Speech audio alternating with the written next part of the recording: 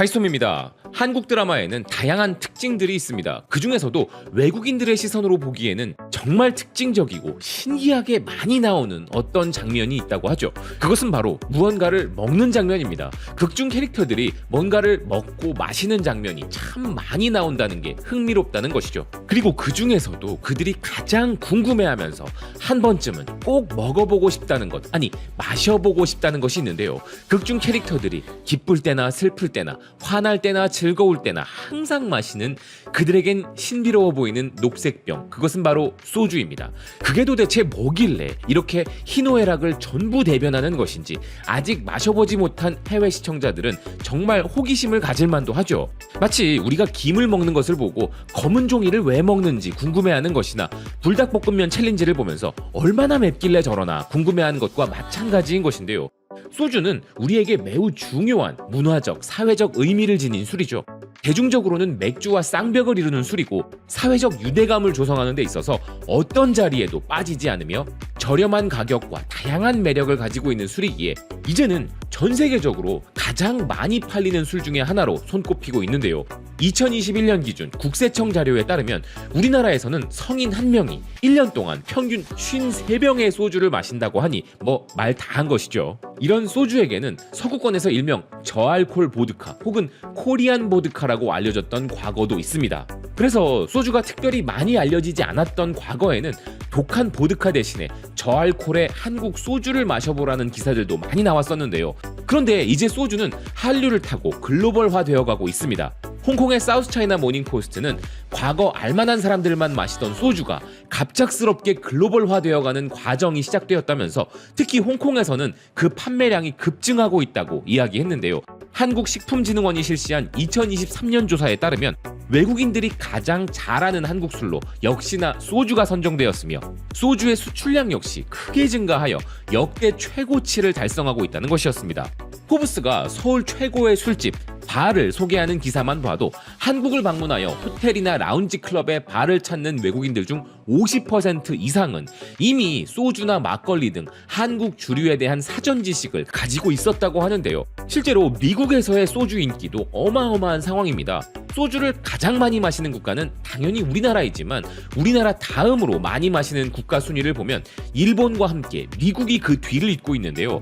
정부가 발표한 2022년 주류 수출 동향에 따르면 주요 수출국 순위 1위는 일본이고 2위가 바로 미국인데 특이한 점은 미국으로의 수출이 전년 대비 무려 42.6%나 증가하였다는 것입니다.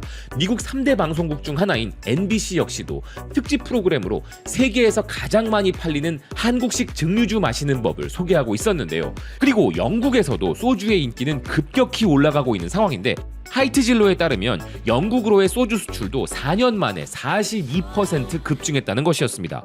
하이트진로의 해외 판매 대상 설문조사에 따르면 한국 교민들이 주로 구매하던 소주가 놀랍게도 이제는 현지인들의 술로 변하고 있다는 것이었는데요.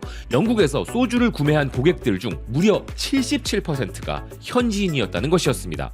프랑스를 대표하는 매체 르피가로 또한 소주에 대한 기사를 전한 바 있습니다. 기사는 K-팝 문화의 상징인 소주에게는 원대한 야망이 있다면서 이 술은 젊은 세대를 하나로 묶는 음악적 현상인 K-팝의 물결을 타고 세계 정복을 준비하고 있다 소개했는데요.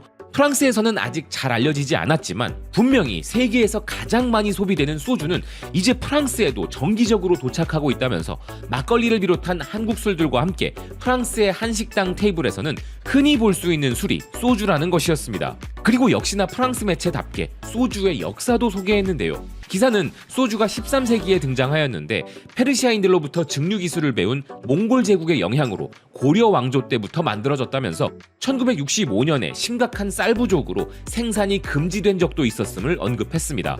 그리고 이 소주가 전 세계적으로 인기를 끌 수 있었던 비결은 바로 다용성이라 이야기했는데요. 한국의 국민주라 불리는 이 소주는 알코올 함량이 다양한데 소주는 식전이나 식사 중 또는 식사 후에도 마실 수 있다는 기사는 매운 음식은 물론 다양한 음식들과 완벽하게 잘 어울리고 목넘김이 부드러운 다재다능함을 지닌 술이라 극찬했습니다. 기사는 그렇다면 프랑스는 이런 소주의 강력한 공세에 굴복하고 말 것인가? 라는 질문을 던졌는데요.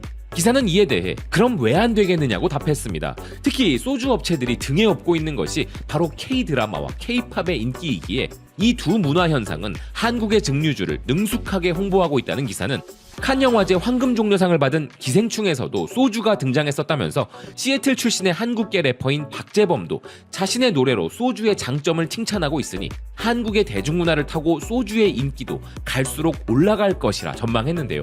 이 기사가 언급한 두 가지 포인트가 소주의 강점이라 할 수 있습니다. 일반적인 술들은 페어링이 좋은 음식을 따져가며 마셔야 하는데 반해 소주는 어떤 음식이든 잘 어울린다는 것과 한류를 등에 업고 급속히 퍼지고 있다는 것, 이 두 가지가 소주의 인기의 핵심인 것이죠.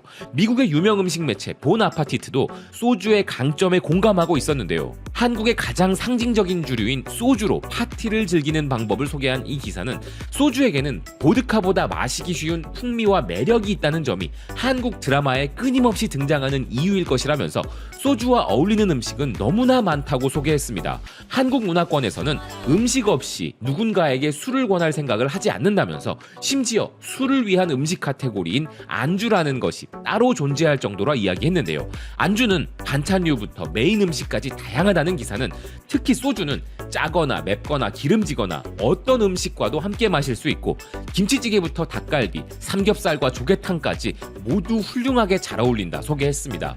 멕시코 매체 라베르다드 노티시아는 한국 드라마에서 가장 많이 등장하는 주류인 소주를 멕시코에서 구매하는 방법이라는 기사를 전하고 있었는데요. 한국 드라마 덕분에 그들은 한국의 문화는 물론 요리법까지 많은 것을 배울 수 있다는 기사는 그중 가장 눈길을 끄는 것 중 하나는 녹색 유리병에 담긴 음료 소주라면서 멕시코에서는 이제 국가 전역의 월마트는 물론 편의점과 슈퍼마켓, 한식당, 한인마켓, 심지어 아마존 등 어디서든 구할 수 있다 소개했습니다. 한국 드라마의 인기에 더해 소셜미디어와 틱톡과 같은 플랫폼에서도 소주의 해시태그는 급속도로 늘고 있고 리액션 영상들도 정말 빠르게 퍼지고 있는데요. 이를 두고 필리핀의 주요 매체인 필스타는 소주야말로 한류 열풍의 주역이라 평가했습니다. 많은 필리핀의 한류 팬들은 한국 드라마를 통해 소주를 발견했지만 이제 소주의 인기는 한국 드라마를 넘어서기 시작했다는 것인데요. 필리핀 사람들이 소주를 얼마나 좋아하는지 통계를 살펴봤더니 필리핀 사람들은 한 해에 2,100만 병의 소주를 소비하고 있었다는 것이었습니다. 미국의 남성 라이프스타일 매거진 인사이드 훅은 한국의 소주가 마침내 미국에서 젊은 세대들에게 큰 주목을 받고 있다면서 한국 문화가 미국에서도 붐을 일으키고 있다는 것을 부인할 수 없는 현재 미국은 소주를 포함한 한국 문화가 제공하는 모든 순간을 만끽하고 있다고 이야기했는데요. 특히나 리서치 업체 데이터 센셜에 따르면 미국의 Z세대 사이에서는 소주에 대한 관심이 무려 50%나 급증했다는 것이었습니다. 소주는 단순한 술이 아니라 한국의 문화적 뿌리와 연결된다는 기사는 소주는 한국의 유산을 상기시키며 동지애와 단결의 상징이라 소개했는데요. 이렇게 소주가 널리 알려지게 되자 이제는 소주를 잘 올바르게 마시는 방법들도 세계에 널리 공유되고 있었습니다. 미국 요리 전문 매체 데일리밀은 한국인들은 연장자에 대한 강한 존경심을 가지고 있다면서 술을 마실 때는 가장 어린 사람이 윗사람에게 술을 따라드리고 그 후에 상대가 호의로 잔을 채워주겠다고 제안하는 것이라 소개했는데요. 또한 상대가 술을 따를 때는 손으로 잔을 들고 있어야 하며 잔을 들 때도 단순히 들고 있는 게 아니라 양손으로 잔을 잡거나 오른손으로 잡고 왼손으로 오른팔을 받쳐야 한다고 자세히 설명했습니다.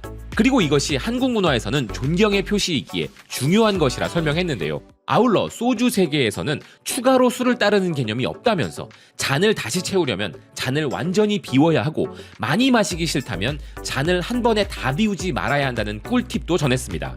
아울러 소주가 너무 독하다고 느껴져 원샷을 하기 힘들다면 소주와 함께 다양한 칵테일 제조도 가능하다면서 맥주는 물론 요거트, 스프라이트, 아이스크림 등을 믹스할 수 있으며 술에다가 이런 걸 탄다는 것이 이상하게 들리겠지만 시도해보기 전까지는 절대 폄하하지 말라면서 소주를 즐기는 방법은 많고 다양하다 이야기했는데요.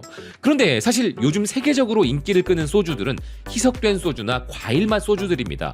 그래서 개인적으로는 안동 소주나 문배주 같은 전통 증류 방식의 소주가 세계적으로 더 많이 알려지는 것을 보고 싶은데요. 전 세계 어디 내놔도 부족하지 않을 우리 전통주들, 막걸리나 청주 혹은 복분자나 머루와 같은 과실주 또는 매실주와 같은 리큐어 형태의 술까지 모두 세계에 알려졌으면 하는 바람이 있습니다.